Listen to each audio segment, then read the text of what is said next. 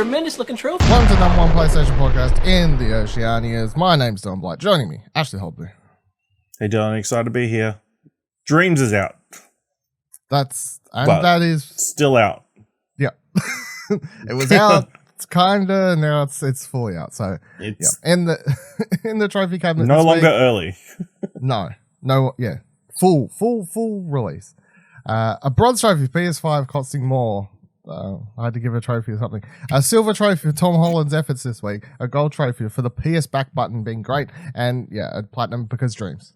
Get full release. So that's what we're going to jump straight into, obviously. That's the big game. PlayStation's first big game of the year. The only big game of the year so far. I mean, I don't know. Do people? I mean, obviously, I count Dreams as a big game, but is it technically the only big game of the year so far? I think so. I guess, yeah. I can't think of Dragon anything. Ball. See, I guess would be the only other big. Is that a big game? But you can probably make that game. You can make that game in Dreams, so it doesn't even. So all other games are pointless. Pointless these days. Yeah. So we've talked about Dreams before, obviously a little bit, but we'll go through what are your jumping into the full release. Are there any things that stand out straight away that you're like, oh, this was changed, or this is new, this is I'm glad they fixed this. They changed the interface a little bit. Yeah. As you have it only when you go into the main menu or whatever, you've only got Dream Surfing or Dream Creating. There was a bunch of other things previously on that screen that are not there anymore. You could go to profile and check different things, but that's gone for some reason. And you could quickly go to the jams and that kind of community jams and find that kind of information, that kind of stuff. So interesting that they've moved that, I guess, somewhere else. I didn't go searching very far to try and find all that stuff, but that's kind of interesting. That I guess maybe initially they just want to simplify things for people coming in for the first time, just have those two things. And then I think they unlock at some stage. They unlock? I think I'm trying to picture it now. I think so at the top left you've got the little notifications one in the menu. Yes. And that's what stuff pops up there. And then the next one along the line from left to right in the screen is Dream Surfing. And then next to that is Dream Shaping. Yeah. And I think next to that still the profile thing a little bit. It's tiny up in the corner now. It's not big. And I think I thought it was settings. It was just the settings option. And I think there's a what's new thing now. They're the four things. And I think the jams is in under surfing now or something. Or if you go into shaping, it's here's what you should be working on to submit or something. I can't remember. I don't have it in front of me. Anyway, anything else? Yeah, I thought they changed the Dream Surfing interface as well. Obviously, they've just shoved a lot more on that initial screen, and I don't know. I'm not in love with it. It feels a bit too floaty, but other than that, it feels the same as the Dreams I played a week ago. They I don't mind it because it's got a what would you call it a spotlight screen now. It definitely looks like Netflix. Yeah, yeah. They've gone for that's a good way to put it. They've gone for a Netflix of the Dreams thing, but it kind of works out because it's obviously when you click on Dream Surfing, it's the front and center's art stream, which we'll get to in a minute. The Media Molecule single player thing that came with the full release, but then you can click next. It's here's another featured game, here's another featured game, here's the game jam. They'll take you to a list of those. So it's going forward, that's obviously going to rotate in and out. Will art stream always be front and center? I'd like to think that maybe after 6 months to a year they would rotate it off and fully just open up that full slot. If the next line down is just Media Molecule games, they could leave it in there. Would be the first thing they could leave it. Yeah, no, free up that spot. I think because one of the things we talked about a lot was there being problems with the curation stuff, obviously, and finding stuff. I think this is better than what we had in early access, especially if they're gonna spotlight stuff on that little spin wheel or whatever and change stuff out consistently to get eyes on new things and whatever else. But also, you can still just do the random stuff anyway, like just your proper dream surfing, you know, like here, just take you through a fucking thing. Or like at the moment, like the community challenge was food or something. I don't like medieval or something. Was it? Or maybe the last one was food. Maybe the last one, yeah. The last one was food because whatever I was playing, not the one that people were making stuff for now, but like the last one that was over, I think was food. Because like I was looking for a bunch of that, and like none of those are like quote unquote games. They're just like sculptures or whatever. So it's like you go into them and someone's like perfectly sculpted a pizza, and you can kind of just like click X to add anchovies or some shit. You know, like that's the height of these games. That's cool. Yeah, that's like under one collection of things. I will say another thing also is that in the entire time I've been playing since release, I have not found any games based on other properties pop up at all. I haven't, but obviously I could find them if I search for them. I haven't searched for them though. But none of the ones that I've seen or played on that featured wheel or whatever else, like there's no maybe not on the top one, but I feel like if I look down a little bit, you see Sonic 2020 and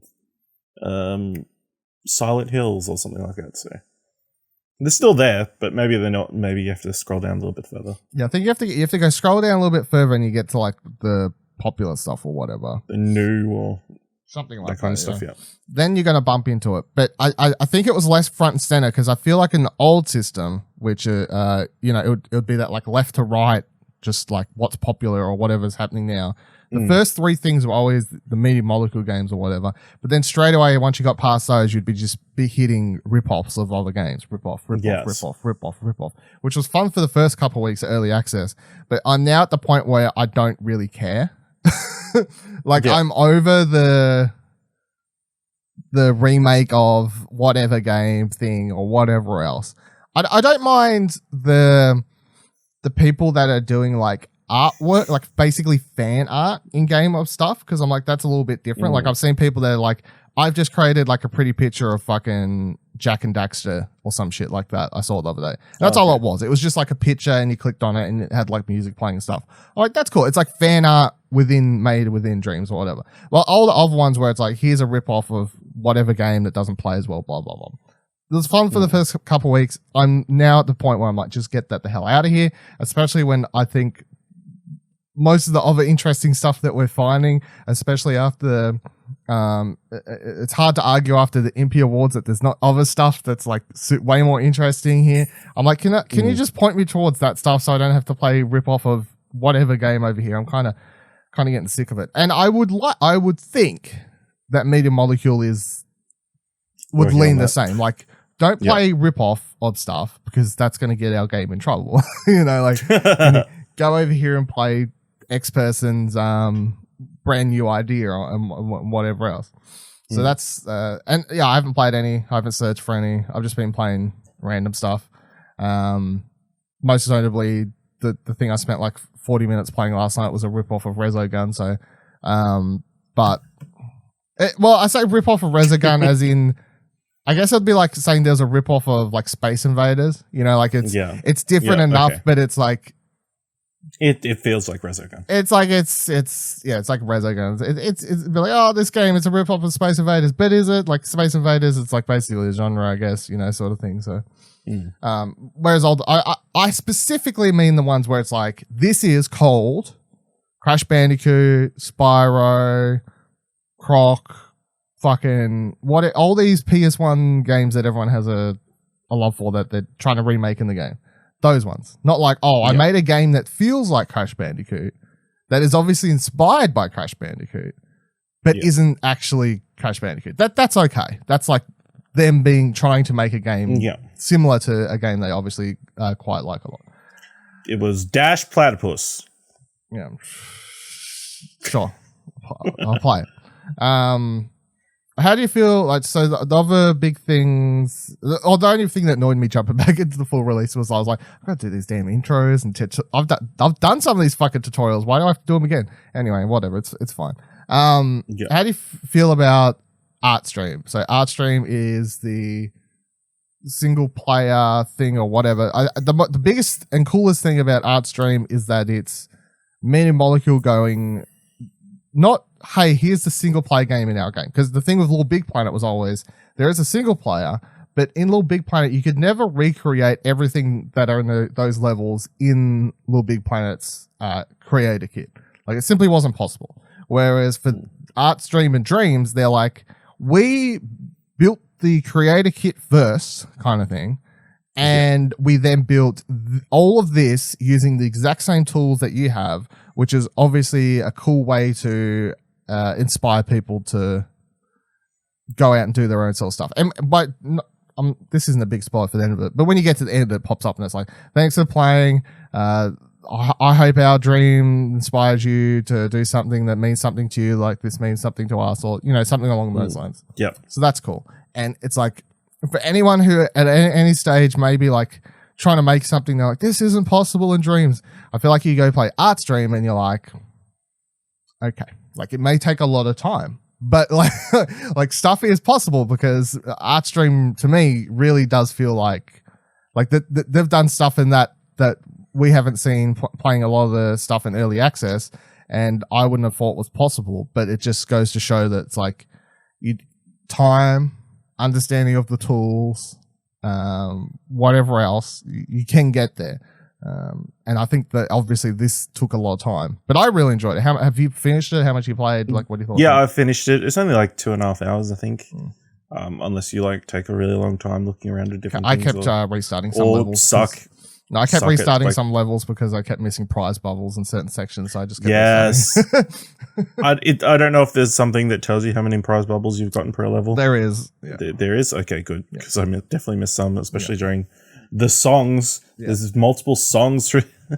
Obviously, it's like the main plot is like a guy having regrets about leaving his band as a jazz musician, and then dealing with that. Like, it's weird. It's like 3 different games within one, kind of.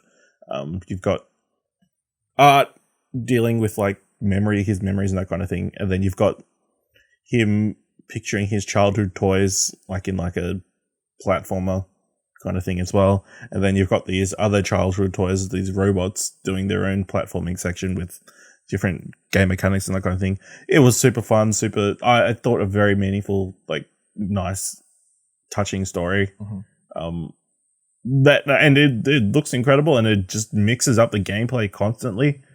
At certain parts, it's like an adventure game. Other parts, is like a platform. Other times, it's like a shoot 'em up. Other times, it's like a freaking point and click. Sometimes it's a what's the word, like twin stick shooter. Crazy, and it's all made in Dreams. I like the art style, and the songs were cool. That kind of stuff. It was just wacky, over the top kind of stuff. So yeah, tickets, please. Tickets, please. Password. Need these songs on Spotify. I think the actual the last song that like the main song that your band plays that he's like dreaming about several times and whatever else throughout the game. When you finally hear that in full, I'm like, this song ain't bad actually. So yeah, it's really good. Chuck this one on Spotify. So I think like obviously the different gameplay styles is obviously supposed to be a show of what you can do in the game, but I think what works about this is that it never actually feels super like forced. No, you know, weirdly, as weird as it is to be like you're playing as a dude, jazz band, trying to work out his shit, struggling with you know, like doubting himself and whatever else, and then like suddenly you're playing as these toys, and suddenly you're playing as these robots. Like it all actually just makes sense, and I think it's because House, and it works because they treat it seriously. You know, it doesn't just feel like, oh, we're just trying to demo you through a bunch of different ways that you could make games in this. So all the game types work really well. I think the other thing that stands out to me in this is this has easily the best animation I've seen in a Dreams game so far. Like, painstakingly obvious that it took a lot of time to do it, because a lot of the animation I've seen in other people's stuff is a lot stiffer and rigid and whatever else, but this is... Listen, during one of those Impy Award-winning games, a character model's like flopped in half. And, like didn't come back up until like a reset at a certain point. I was walking around the game with like a bent over character model. Yeah, it's fun, you know. It could have been part of the game and I just didn't realize. But. Maybe you just didn't get it, you know. But yeah, I would actually Art Stream. Obviously, it wouldn't be like worth full price as it is because you'd be like, I'm paying like $60 for this 2-hour random experience.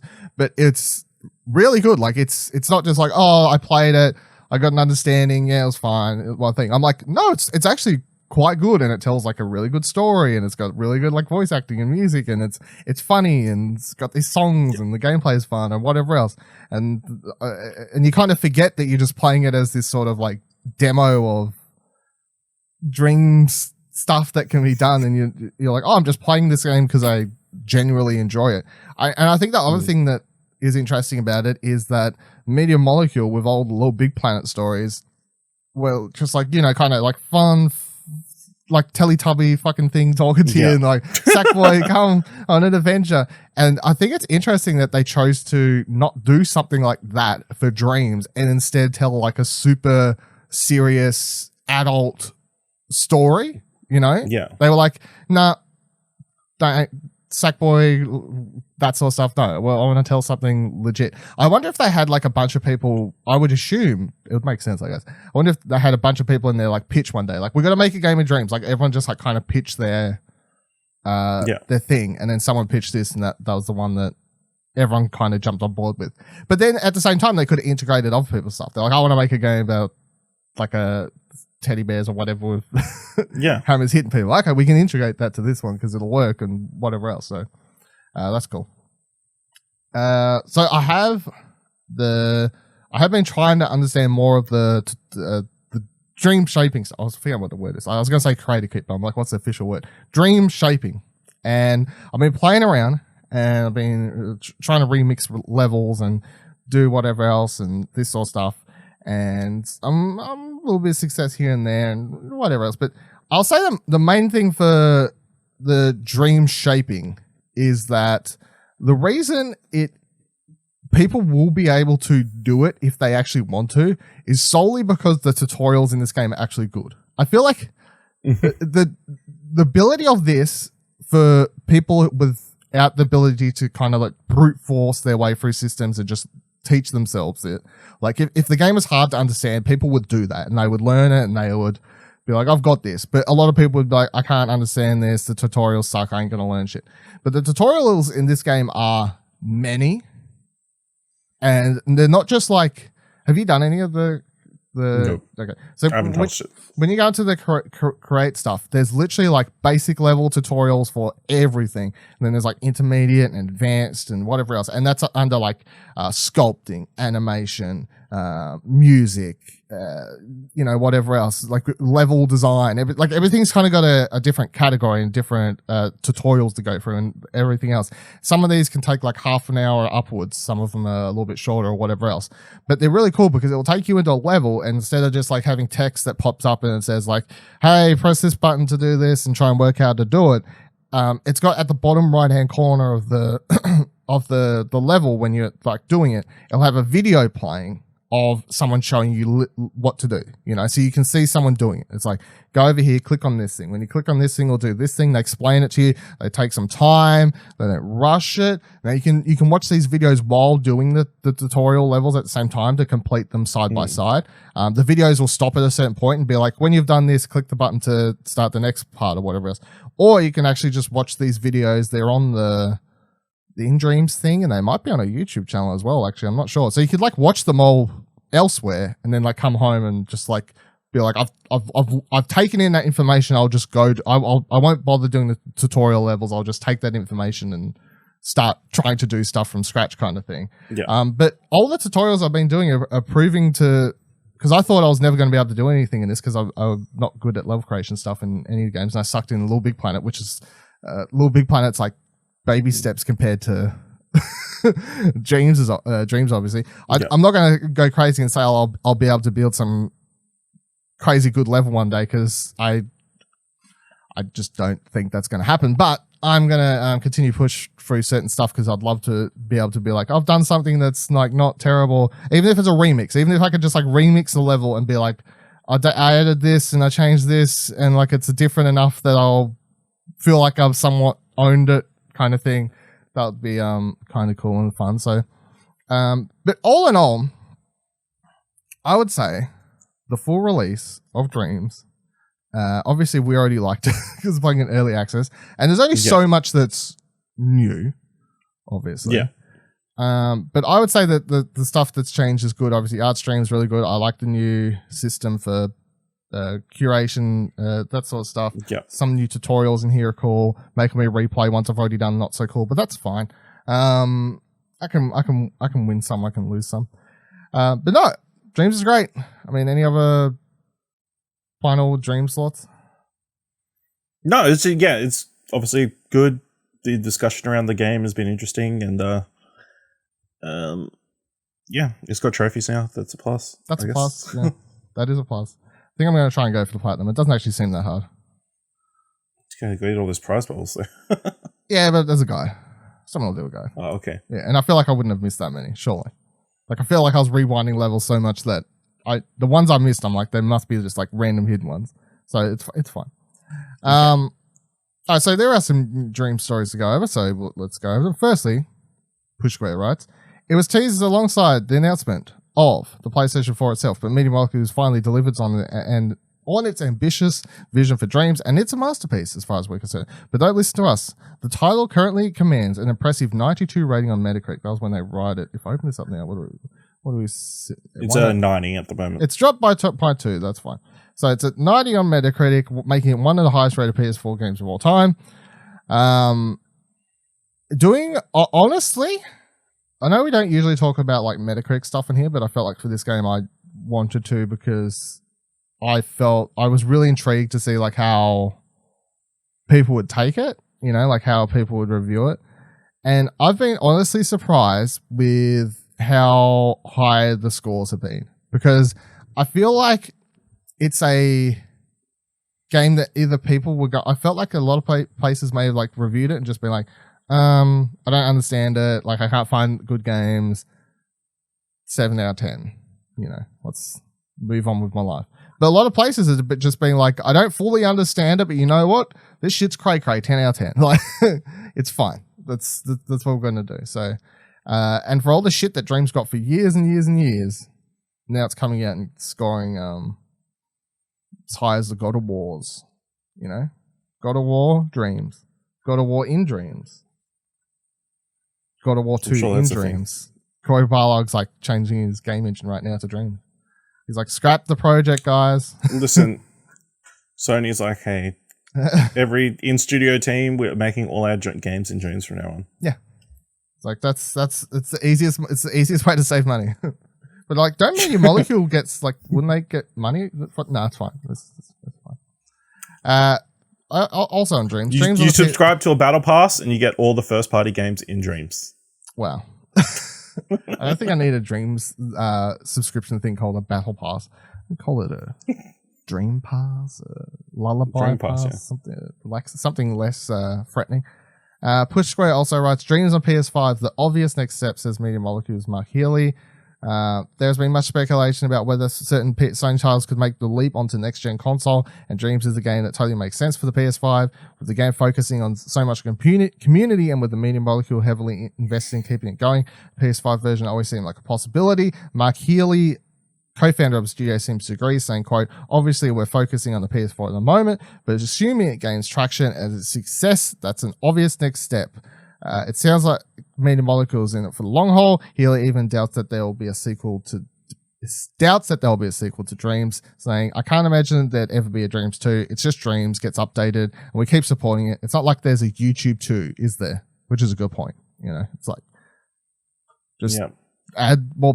And of course, this is something we've kind of talked about before, where it's like, well, if they add more stuff, is it free? Or is it, can you make people pay for, but I don't know, like I was thinking about it more when I was playing it. I'm like, I suppose you could like patch in the assets so that anyone that uses them, everyone can play the games for them. But you could, I guess, charge creators for the assets. You could.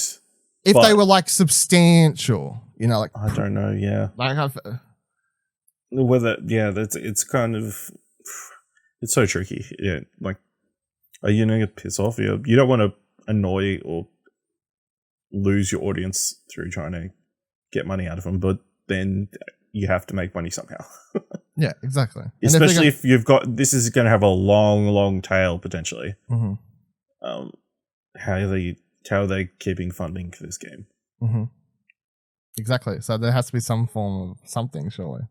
Unless it's just like Miracle specific levels, I guess, would be anything like something like an art stream. Like, hey, chuck us $1 and we'll unlock it. But then people would probably just be like, look, everyone else is making games for free and you're charging us to play yours. Get the fuck out of here. Yeah, again, it's tricky. Yeah, I feel like for some reason, that's why I was saying assets, because I feel like for some reason in my mind, I'm like selling like a package of assets seems less dodgy than selling levels.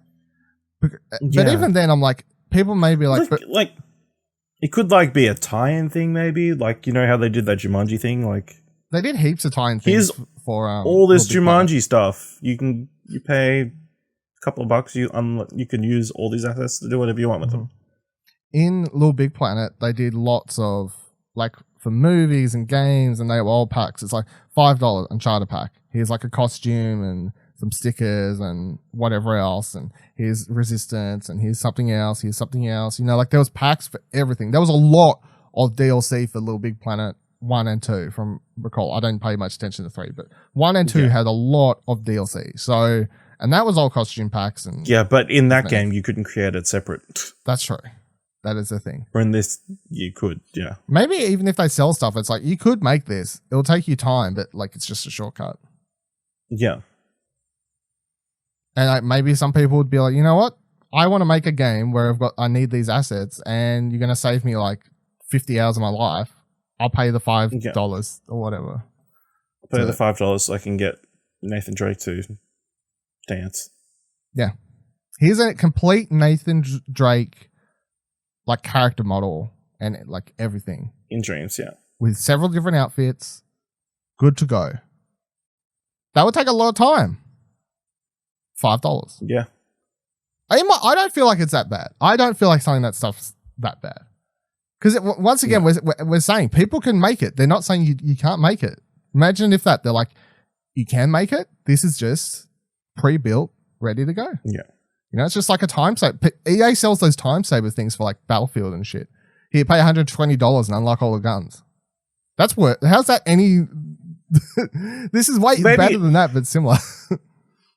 Maybe like some sort of optimization or something you could unlock to make your dreams like load faster or something. Because in Artstream, they do some crazy transitions and that kind of thing. There's no way every other game like loads much slower than that. So whether they like find a way to optimize certain games so they load faster and like you unlock that somehow. I don't feel like they've like done anything secret in Artstream. Like, no, it's just like know what they're if doing. They figure out how to.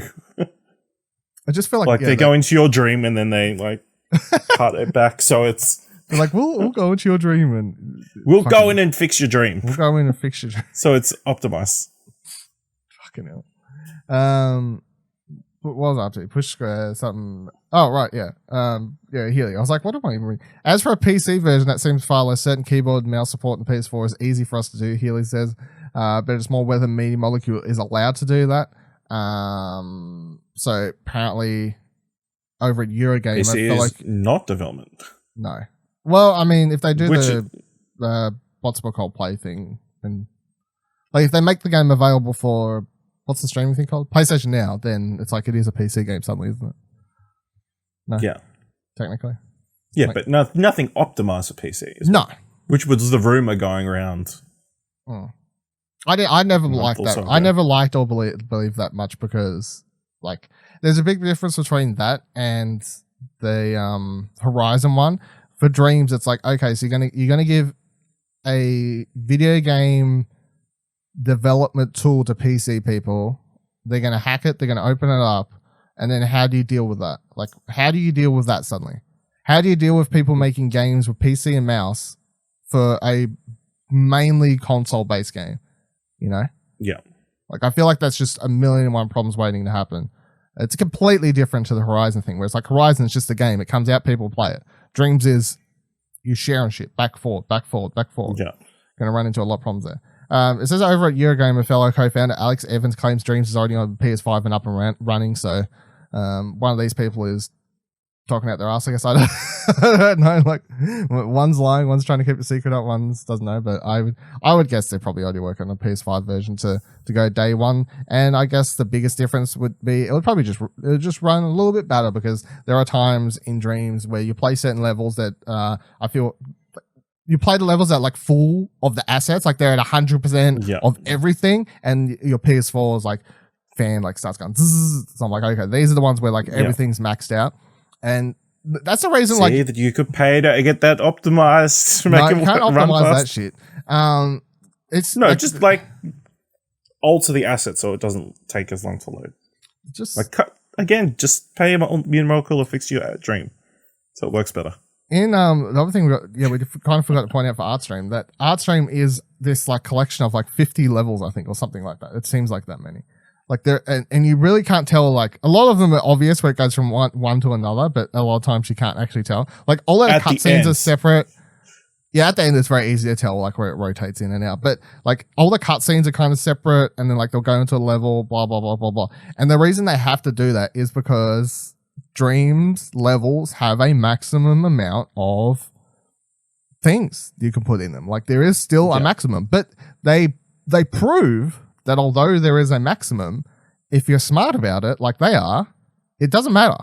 Like just break stuff up. But that last like chase or driving section, that's insane. They switch between the characters several times, and you're like, how the heck did you do that? Mm-hmm.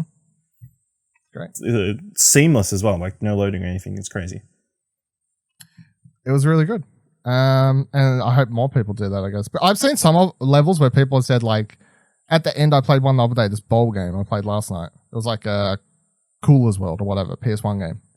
Not that game, but similar, right? It was obviously inspired by. It's a bowl on like a, you know, like where you go on like a floating object, and you kind of go around holes and whatever. Okay. Anyway, it was like that. Except for you could jump for some reason. I was like, okay.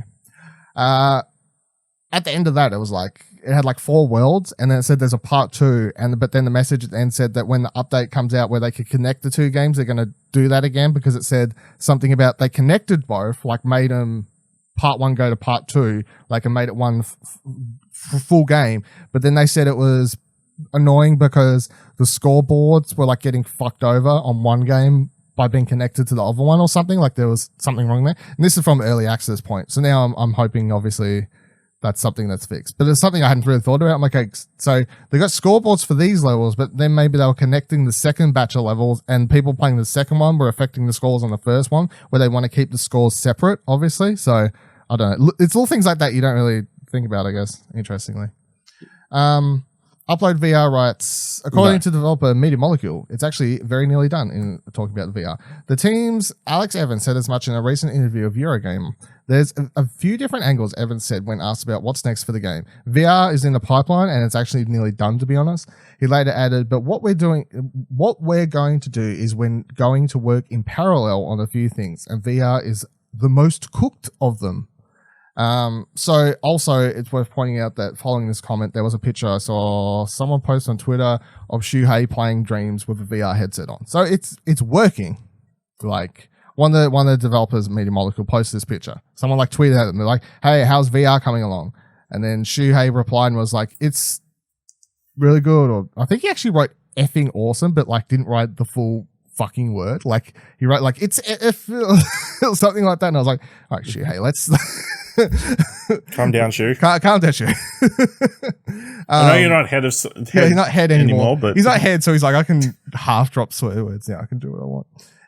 Then someone replied with a picture of him with the headset on and playing the game or something like that. So, and I mean, I'm kind of glad it wasn't here at release, because it would be like a lot to handle. Like it'd be too much. Yeah, it'd be like people are still learning how to build levels as is and work their way through a lot of levels here. The moment a VR headset gets chucked down, what happens then? People are like, do I just remake my so game much in VR? vomit. Like, so much vomit. Yeah. Like, what happens then? But I also feel like maybe people struggle to make good games for ages. Like, if VR update drops tomorrow, for instance, I ain't touching that shit for a week, possibly, because it's just going to all be vomit happening left, right, center as people figure stuff out. Well, unless Medium Molecule has like set levels. That's true. That is true. I could play those. But also, if VR works for creator mode, that would be like the most helpful thing straight out the gate. You know, so you put it on and you're sculpting in VR with the Move controllers type thing.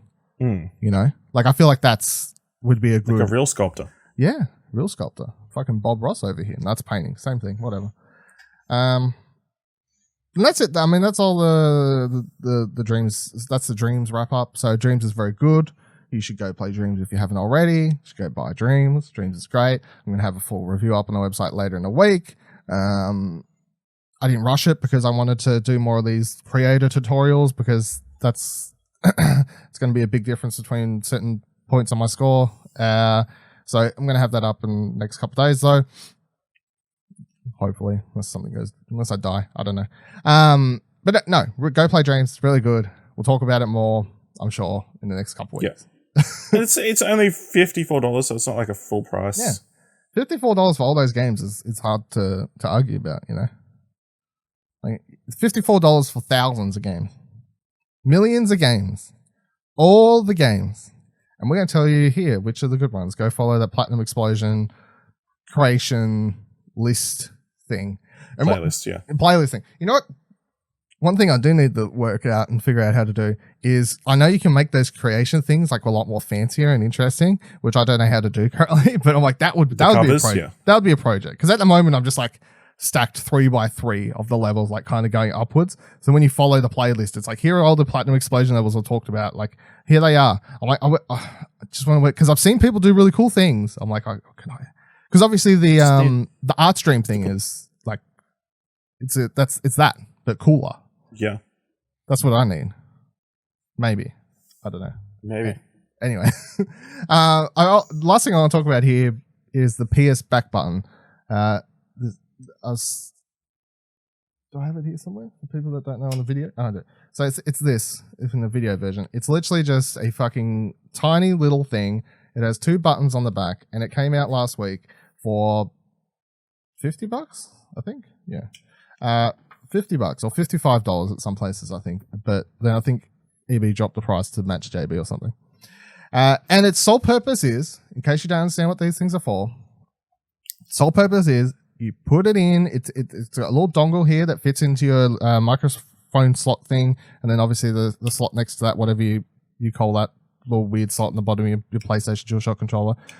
It slots in the bottom there, and then it fits in the bottom of your controller really nice and snug, and then you get these 2 extra buttons at the back of your controller. And I would describe both of these buttons as mouse types. And by that I mean like they don't feel like triggers, they don't feel like front-facing buttons or anything like that. They really do feel like you're clicking a mouse when you do it. That's the closest comparison I can make. And then on the right below the 2 buttons, you have a circle, and when you click the circle, it'll light up when you have it plugged into your controller. Obviously, it'll light up and it'll show you what's currently assigned to both buttons. And then you can double tap it to switch between 3 profiles. You can hold it down and then click each side button to rotate between all of the buttons that are on your controller, and you can assign them and have 3 different profiles on the go. So that's it. That is the purpose. It lets you have 2 more buttons. And now for the people who are like, what, why, and who, Dylan, would I care for having extra 2 buttons for $50? I've been mostly using this for Apex, obviously. And I feel like first-person shooters are where you'll get the most good use out of it. So for Apex Legends, as a good example of this, I currently have the right button assigned to circle, crouch, because a lot of the time in Apex, when you're wanting to move around fast, you're wanting to press circle to slide constantly, like especially if you're trying to run away. It's like slide, slide, slide, slide, go, go, go, go. And to do that, you have to obviously take your right hand, right thumb, off the analog stick quickly and go over and press circle, back forward kind of thing. Don't have to do that. I can slide without taking my hand off. It's really handy. You'll be surprised how much difference it makes. The other one, I've got set to triangle, which lets you change your weapons and also lets me hold it in to put away my weapon fully, which means, once again, it is all built around the fact that I can put away my weapon and slide whenever I want, which means that I can now move like the fucking Flash and run fast with my gun away and get it out without having to worry about taking my hand off the controller and pressing triangle. Other example for games, Call of Duty. If I was playing Call of Duty with this thing, I would make a profile and I would assign the left one probably to R3, because in Call of Duty you're running a lot and you're having to hold down R3 a lot more in that game, I feel. Or I'd probably do the other one to melee. It might be like L3 and R3 on both controllers actually, because there's a lot of things there. I know people have been using it for talking to Buddy Watson. He's saying he's going to use like one thing for he got one, he's talking about using one thing for Rocket League, like assigning trick moves or whatever to one side or something like that. So there's a handy way to go about it. It's just like, I feel like you go in any game. Like when I jump back into Kingdom Hearts, I want to assign like L1 or something like that. Yeah, L1 is the thing that brings up like your special menu where you like press spells or whatever, isn't it? Like, I think that's what you hold down. You know, like switches where it comes up the thing. Yeah, so it's like I could be playing, without having to move my hand at all, I could press that and like get it, you know what I mean? Like, it just makes everything kind of easier. So you could assign, it depends on the game, but I would say so far it does make a big difference, and I'm quite happy with the money I spent for it. If you don't think it'll help you at all, I guess you're probably wrong or going to use it incorrectly or whatever else. But I do think the other important thing to note about this is that I think, as I've seen other people kind of rightfully point out, that this may point towards what the next controller is just going to look like. You know, like, because they've said like DualShock 4 is probably, I think they confirmed, or it was like highly rumored. I actually can't remember at this stage, but they were saying probably going to work with the PS5, right? So your controllers are going to work with the PS5. What if the PS5 controllers have these buttons on the back straight up? And this is just a way for them to upgrade their DualShock 4 controllers so they'll work with the PS, like to be equivalent to PS5, or as equivalent as they can get. Would they be specific buttons on the PS5, or would they again be you can customize? Okay, they're pointless if you can't customize them, I feel. Well, just have extra buttons on there. You can do more things. I guess, but like the whole point of these extra things, and the whole reason that everyone buys these extra controllers, by the way, for video people, I just managed to put it on if you want a quick squiz. The whole point of this, so the Xbox Elite, there's like all these third-party versions, the Razer, whatever, you know, all these the controllers of extra buttons and whatever else. The whole point is that they're customizable, because that's what people want. They don't want like Triangle 2 that only does things if people in games developers assign something to Triangle 2. You know, they want extra buttons so they can make a difference. And a lot of the things that people used to argue is like, well, does that make you like an unfair advantage in a game?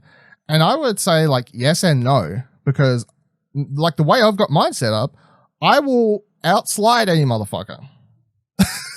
If there's a slide and race and I'm the only person with this setup, I would put money on bet that I will outslide anyone, because the fact is I will simply slide faster. I will be able to click circle faster than you. You cannot fucking move your finger back and forth faster than I can just press the back button without taking my hand off. But it's not going to make that big a difference, you know. It's not suddenly going to make you shoot better, you know. Like if you still suck at first person shooters, you're still just going to miss. Like, doesn't matter. You can assign these back two buttons to fucking R2, L2, whatever. Ain't going to help you shoot if you can't hit people still, you know. So what you're saying is I don't need this.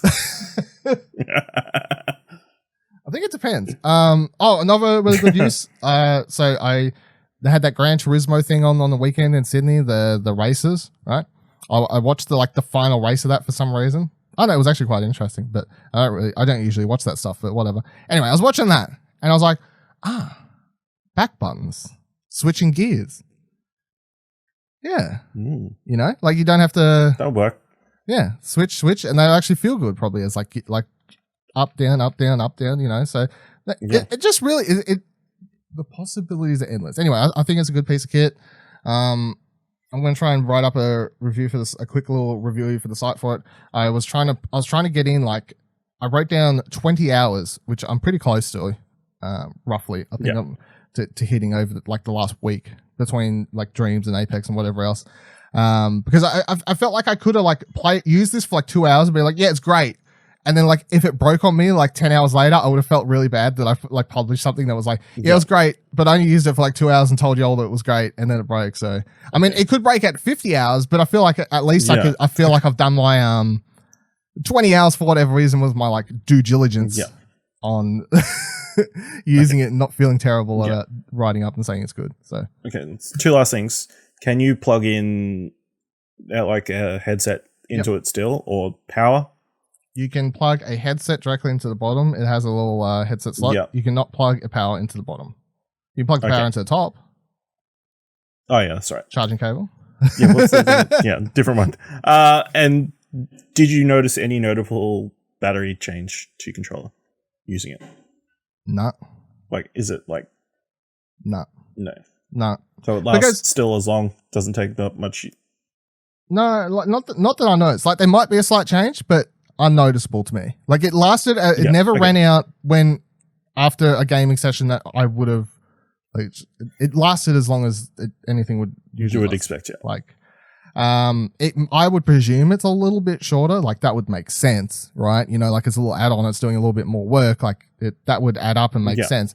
But also the worry that everyone had was like, oh, the OLED screen on the back, like that's going to drain the battery power. It only stays on for 2 seconds. So on the back here, you click it.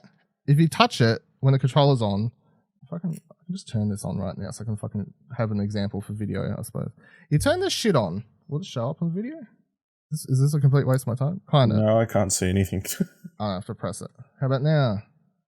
No, it's not really bright enough. Anyway, I tried. You press it once and they'll light up for like 2 seconds and they'll show you, it'll be like triangle, square, that's it. And now if you want to make any changes, you go start clicking buttons. As soon as you're done, it'll light off. So it doesn't stay on. You know? It powers off and on. I ain't gonna drain much power. No, I think it's really good, and I do hope that means that the PS5 controller will just include this, because I think as we move forward, this generation has been a lot about improvements in certain things, and controllers has been a big one of them, especially with Xbox putting out 2 versions of the Elite controller.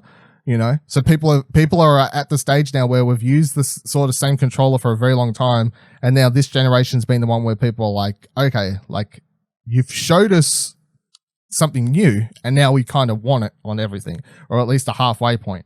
And if PlayStation sticks 2 extra sticks or mouse clicky buttons on the back for the PS5 controller, I think that would be a massive deal, especially if they're not going to charge extra for it. And you may be like, but Dylan, surely they'll charge extra. This thing costs $50. I don't know. Maybe they won't. Maybe it's taking $50 now to put the upgrade through, but maybe by the time they're printing, I'm saying printing as in manufacturing the PS5 controllers, that the parts like to build it in would be cheaper or something like that. I really don't know. But I think if if it's included, that would be a big deal. And then if they put that in there and then they have a PS5 Elite controller that has even more variations, like people won't feel so shit because they're like, well, at least we've got 2 on our current one, which is all that some people may want, you know? Like, it's enough to get them there.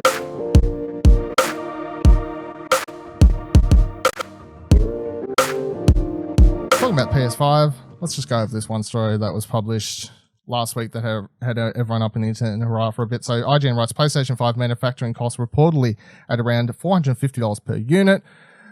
Scarce components have caused manufacturing costs of the PlayStation 5 to rise to around $450 per unit, forcing a difficult price-setting decision in its battle with Microsoft, as reported by Bloomberg. These high costs have caused Sony to take a wait-and-see approach with PS5's price, which is different from past console launches, as Sony usually sets the price the February of the release year, with mass production starting in spring.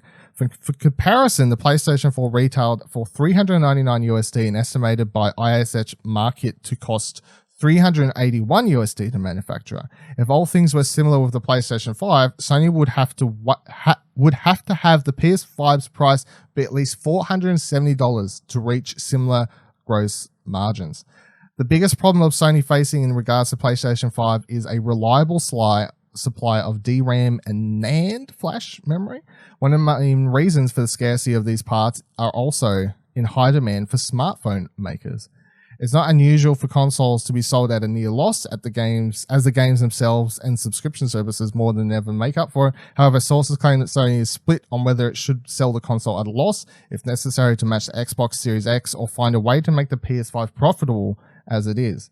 While the price may not be set, most of PS5's components have been locked down, including the cooling system, which is unusually expensive at a few dollars per unit. Most cooling systems for consoles cost less than $1, but Sony opted to lavish more on making sure the heat dissipation, fuck my life, from the powerful chips housed inside the console isn't an issue. Sony has also said that the ongoing coronavirus outbreak has no impact on the PS5 production, unlike on the Animal Crossing Nintendo Switch. And Bloomberg also said that they're apparently releasing a PSVR sometime after launch, blah, blah, blah, blah. We've kind of talked about that rumor before, so I decided we don't really need to go over it again.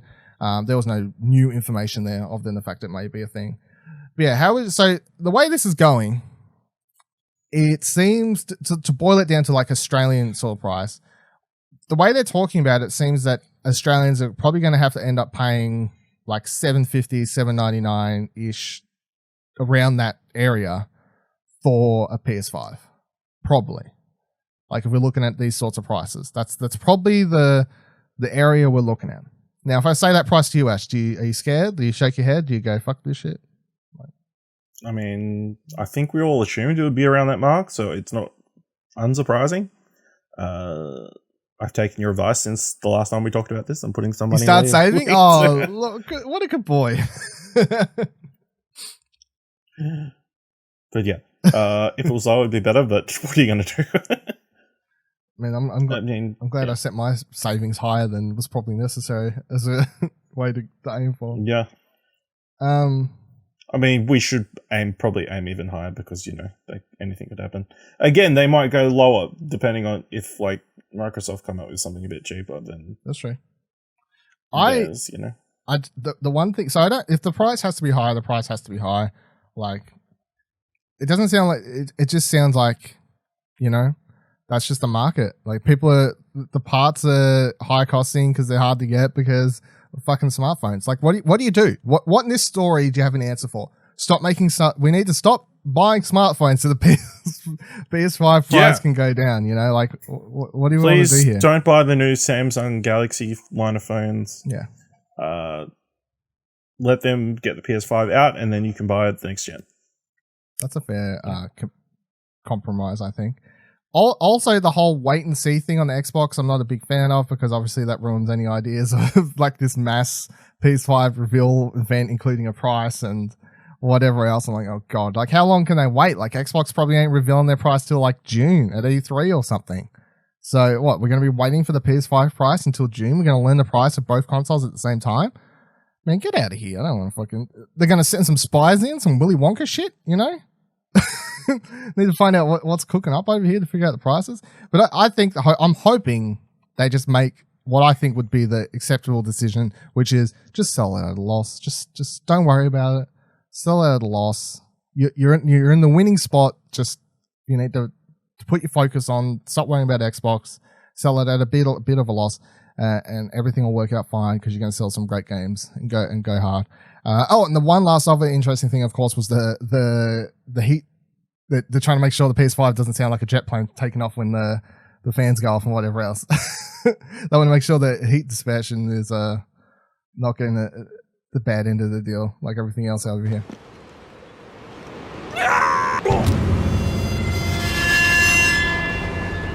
Time for your weekly, or not so weekly, Uncharted movie segments. Uncharted movie script is one of the best scripts I've ever read, says Nathan Drake actor Tom Holland. As Uncharted movie continues to change directors, fans of the franchise have started doubting that the movie will ever finish production. That's right, that's why I've had this segment. However, Nathan Drake actor Tom Holland has breathed some life into the project once again by explaining what sets Uncharted apart from other video game-based movies. Saying in an interview, I think what Uncharted offers that most video game films don't is that it's an origin story to the games. So if you've played the games, you haven't seen what's going to happen in the film. And if you haven't played the games, you're going to enjoy the film because it's information that everyone else is getting at the same time. But I'm super excited to make the movie. It's been a long time coming. Confident.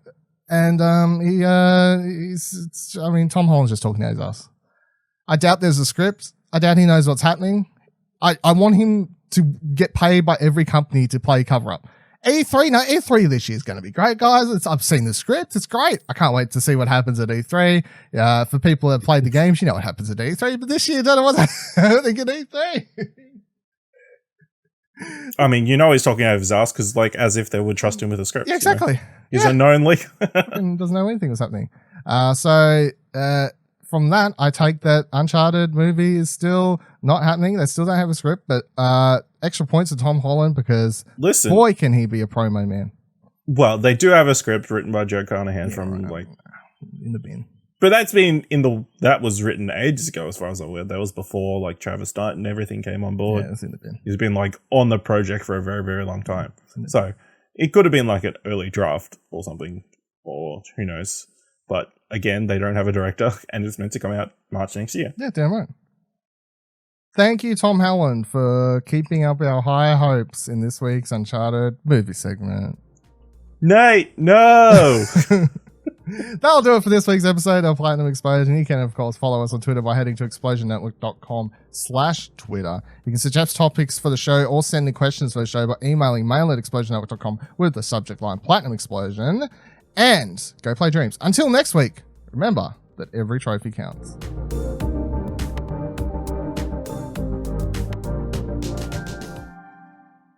Hey, don't forget you can subscribe to the show wherever you're currently listening, and you can drop a review if you can.